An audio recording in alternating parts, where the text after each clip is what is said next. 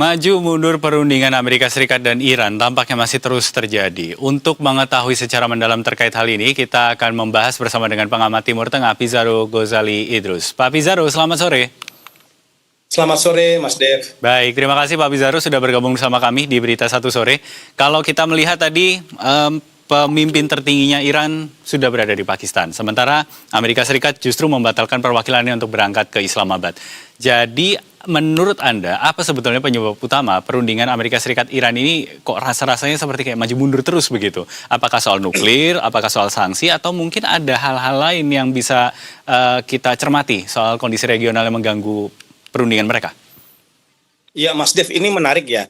Abbas Araghchi tiba kemarin ya di Pakistan dan kemudian bertemu dengan para pejabat Pakistan, khususnya Panglima Militer Asim Munir.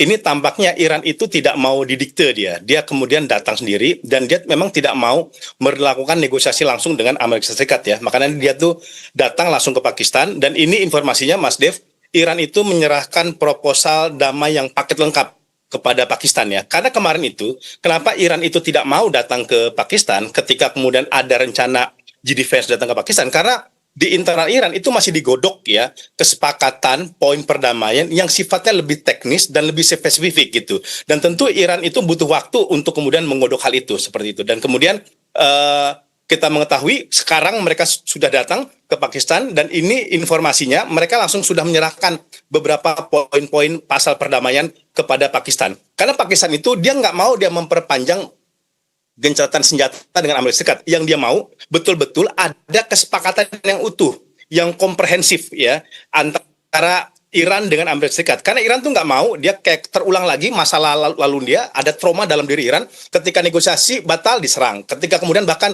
lagi diplomasi itu diserang. Makanya Iran itu sudah trauma melakukan negosiasi dengan Amerika Serikat dan itu yang membuat dia kemudian tidak datang ke Pakistan dan baru datang kemarin memberikan proposal kepada Asim Munir. Dan jangan lupa Mas Dev, hari ini juga Abbas Araghchi berencana akan datang ke Oman.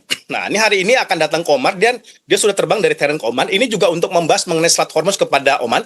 Karena kemudian Iran tetap dalam posisinya, dia tidak mau membuka Selat Hormuz selama blokade dari Amerika Serikat itu tidak dicabut. Nah, seperti itu ya. Dan satu lagi juga yang menarik, bahwa Iran setelah dari Oman itu akan ketemu Rusia. Nah, artinya sudah ada negara superpower dilibatkan nih. Rusia di dalam negosiasi kesepakatan gencatan senjata ya. Karena Iran itu tidak mau dia sendiri, dia butuh dukungan dari Rusia, dia butuh dukungan dari Tiongkok untuk memperkuat posisi dia ketika kemudian melakukan negosiasi dengan Amerika Serikat. Begitu Mas Dev. Oke, jadi kalau kita lihat kemudian sekarang gitu Pak Pizarro, sebetulnya siapa yang lebih katakanlah butuh deal begitu terkait situasi yang ada sekarang? Apakah Amerika Serikat di bawah Trump yang sedang banyak tekanan dari luar dan dalam begitu, atau Iran yang bisa dibilang tertekan juga begitu karena ada sanksi-sanksi yang sebelumnya sudah berlangsung begitu dan juga blokade yang ada sekarang?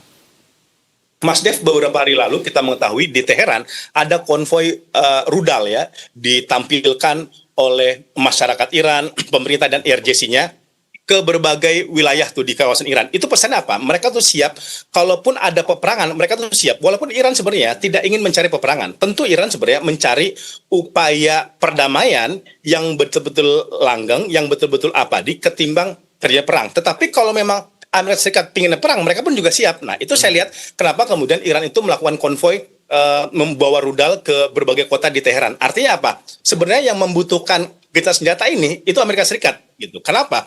Karena semakin dia memerangi Iran, semakin dia melakukan serangan kepada Iran, semakin ongkos militer dia itu akan terkuras. Baru-baru ini kita mengetahui Amerika Serikat itu mengalokasikan 1,5 triliun US dollar anggarannya untuk tahun 2007, anggaran militernya. Tetapi 30 meternya Mas Dev itu diminta dicairkan sekarang. Kenapa? Karena rudal Patriot, rudal Tomahawk-nya, TSWID-nya itu udah mulai kekurangan stok ya. Makanya kan kalau kita lihat tidak ada lagi serangan skala besar kepada Iran melalui udara. Karena dia sekarang Amerika Serikat itu betul-betul stok rudalnya itu sudah dibilang 50% itu sudah habis gitu. Sedangkan Iran kita mengetahui menurut laporan data intelijen Amerika Serikat, Iran itu masih punya 70% kekuatan rudal. Yang 30% yang dikeluarkan itu Mas Dev itu ada yang dari tahun 90-an, ada tahun 2000-an, yang itu bukan rudal-rudal skala canggih ya, skala besar gitu. Artinya Iran ini siap kalau untuk perang panjang gitu, dan justru dia mencari perang panjang ini untuk menguras 3 hal dalam Amerika Serikat. Pertama, menguras tadi ongkos ekonominya, which is sekarang di Amerika Serikat harga bensin sudah naik 50% dan rakyat itu teriak sekarang pada Trump. Yang kedua, menghabiskan ongkos militer. Ini baru peperangan sekitar 40 hari saja, itu kan habis angka ada sekitar 11 sampai 15 miliar US dollar yang dikeluarkan oleh Amerika Serikat. Kemudian ketiga adalah menghabisi ongkos politik. Karena kita mengetahui akan ada midterm election, Iran ini tampaknya sengaja membuat perang ini semakin panjang, bahkan bila perlu sampai November. Karena kalau perang itu berlangsung sampai November, itu kredibilitas Donald Trump semakin lama semakin anjlok. Sekarang saja approval ratingnya Trump itu 36%. Apalagi perang ini berlanjut membuat harga minyak itu menjadi 150 US dollar per barrel, bahkan bisa sampai 200 US dollar per barrel. Saya kira Iran siap perang ini dibuat panjang, siap perang ini dibuat habis-habisan, karena itu salah satu cara dia untuk menghabisi ongkos militer, ekonomi, dan politiknya Donald Trump. Oke, tapi kemudian ini kan kita melihat bahwa sebetulnya kalau Amerika Serikat mau perang itu kan harusnya ada persetujuan dari parlemen begitu. Sementara beberapa kali pembahasan selalu dikatakan bahwa perang ini tuh berjalan tanpa persetujuan dari parlemen. Dengan situasi sementara ini sudah semakin mendekati pemilu yang midterm election itu tadi dan juga faktor-faktor yang lainnya termasuk harga minyak yang terus naik. Apa yang akan mungkin kita lihat pergerakan dari Amerika Serikat? Apakah akan semakin katakanlah mengalah begitu pada Iran atau ya mungkin justru Iran lah yang berhasil untuk membawa Amerika benar-benar memainkan perang panjang begitu? Iya, Mas Dev, kalau kita lihat bagaimana Amerika Serikat menghentikan perang di Vietnam, itu bukan sekedar masalah teknis pertempuran ataupun dia kalah di medan pertempuran, tetapi memang karena tekanan publik saat itu kepada Presiden Amerika Serikat yang membuat mereka akhirnya menghentikan serangan kepada Vietnam gitu. Jadi ada variabel tekanan domestik, tekanan publik, masyarakat sipil di Amerika Serikat yang memang sangat aktif dan proaktif meminta Donald Trump untuk menghentikan perang. Bahkan kalau kita lihat sekarang, demonstrasi di Amerika Serikat itu juga melibatkan para petani-petani konservatif yang itu sebenarnya para pendukung Donald Trump gitu. Kenapa? Karena perang di wilayah Selat Hormuz ini itu bukan hanya soal minyak, Mas Dev, tapi ada soal pupuk ya. Dan banyak para petani-petani di Amerika Serikat itu sangat bergantung terhadap pupuk yang ada di sekitar wilayah Teluk itu. Saya kira tekanan-tekanan ini, variabel-variabel ini, kemudian indikator-indikator ini mungkin saja akan membuat Donald Trump kemudian akhirnya menghentikan perang. Cuma kan dia kan butuh exit. Bagaimana dia kemudian keluar dari perang itu tetap dengan kepala tegak seperti itu. Makanya sambil dia menunggu midterm election pada November ini karena ini betul-betul dimanfaatkan oleh Iran, oleh Amerika Serikat untuk betul-betul menekan Iran dan melakukan blokade pada Selat Hormuz untuk membuat Iran menyerah. Tapi ini sangat sama saja merugikan Amerika Serikat karena semakin Iran ditekan, semakin Iran diperangi, semakin kuatlah perlawanan mereka gitu. Dan Iran justru dia senang dia untuk kemudian ditekan karena kemudian harga minyak itu semakin lama semakin membumbung tinggi dan itu hanya akan merugikan Amerika Serikat.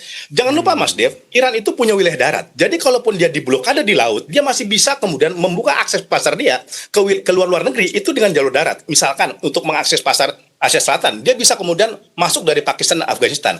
Untuk bahkan menuju Eropa, dia juga punya jalannya itu. Jalannya lewat apa? Lewat jalur dari Turki, Irak sampai ke Eropa.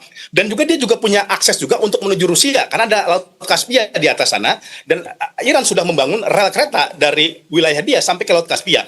Artinya, kalau memang Trump mencoba melakukan blokade dengan tujuan mencekik ekonomi Iran, menurut saya itu salah alamat gitu.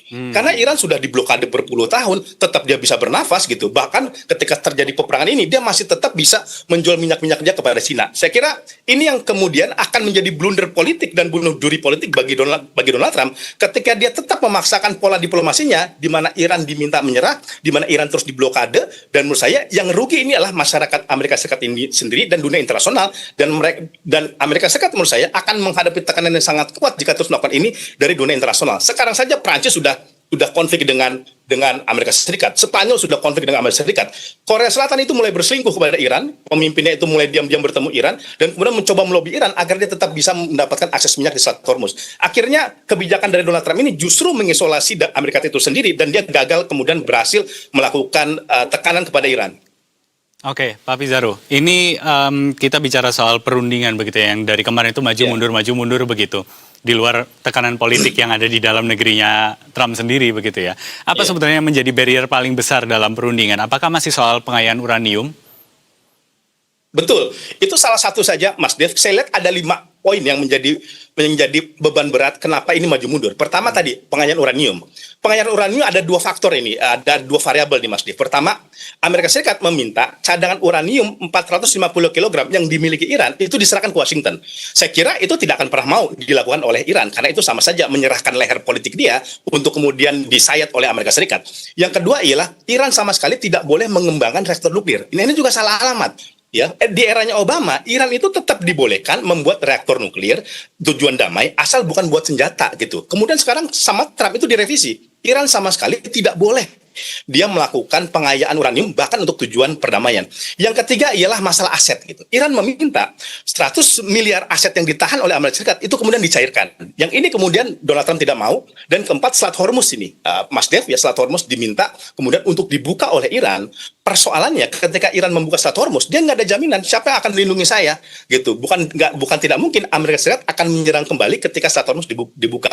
Dan yang terakhir, ini yang juga menarik ialah eskalasi di Lebanon. Ya, Iran meminta dia tetap punya hubungan dengan Hizbullah, dengan Houthi, tidak boleh dipisahkan ya. Dan ini kan yang coba kemudian dipisahkan oleh Amerika Serikat bahwa Iran berhenti memberikan dukungan kepada Hizbullah. Sekarang saja walaupun ada namanya gencatan senjata di Lebanon, tetapi eskalasi perang itu masih terus berlangsung. Terakhir saya update itu beberapa orang itu sudah meninggal lagi itu akibat pertempuran antara Israel dan Hizbullah. Saya kira 5 poin ini poin utama ini Mas Dev, ini yang membuat mereka itu saling tidak ketemu titik temu, saling tidak bisa berkompromi, dan kemudian deadlock. Dan kalau ini terus berlangsung, saya nggak begitu yakin dalam waktu dekat kita akan melihat sebuah kesepakatan yang komprehensif diterima oleh Amerika Serikat dan Iran.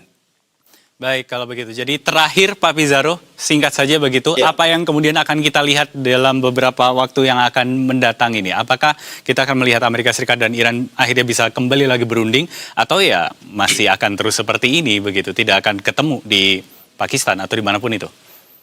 Iya, pertama yang akan kita lihat ke depan ialah bagaimana kita lihat respon Amerika Serikat atas proposal lengkap yang sudah diberikan oleh Iran melalui Pakistan. Nah, kita akan lihat ke depan apakah kemudian proposal-proposal ini reasonable diterima oleh Amerika Serikat atau kemudian ini diabaikan oleh Donald Trump. Saya sih memprediksi bahwa ini tampaknya akan diabaikan oleh Donald Trump. Karena menurut saya proposal terbaru dari Iran itu tidak lepas dari 5 poin tadi saya sudah sebutkan seperti itu.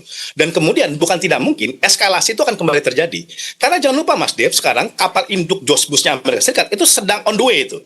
Dia sedang on the way menuju Teluk Oman untuk menyusul 2 kapal induk yang lainnya. Artinya jika sudah tidak ada 3 kapal induk Amerika Serikat serta Oman, kita bisa memprediksi akan terjadi upaya serangan yang dilakukan oleh Amerika Serikat kepada wilayah Iran. Dan itu bukan tidak mungkin serangan udara, serangan darat, maupun serangan dari laut gitu. Tetapi ini yang kemudian membuat kenapa misalkan John Pillen, Kepala Staf Angkatan Laut Amerika Serikat itu memilih mundur. Karena dia tahu ada rencana Amerika Serikat dan meminta dia disetujui agar kemudian Angkatan Laut Amerika Serikat mulai melakukan serangan kepada Iran. John Pillen menolak dan akhirnya dia mundur. Baik, kalau begitu kita akan nantikan apa perkembangan yang akan kita lihat setelah ini. Pengamat Timur Tengah Pizarro Ghazali Idrus bergabung bersama kami di Berita Satu Sore. Pak Pizarro, terima kasih untuk pandangan dan juga analisanya. Selamat beraktivitas kembali. Terima kasih Mas Dev, sukses selalu.